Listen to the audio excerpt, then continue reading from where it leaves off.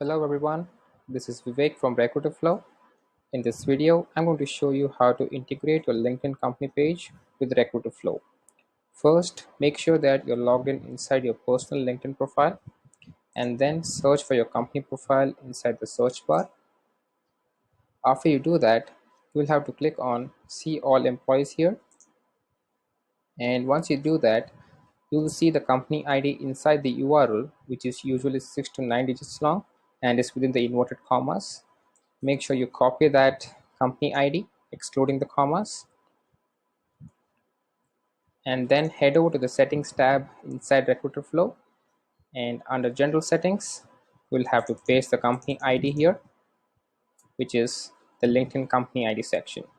You can click on save, and that's how you integrate your LinkedIn company page with Recruiterflow. Thank you.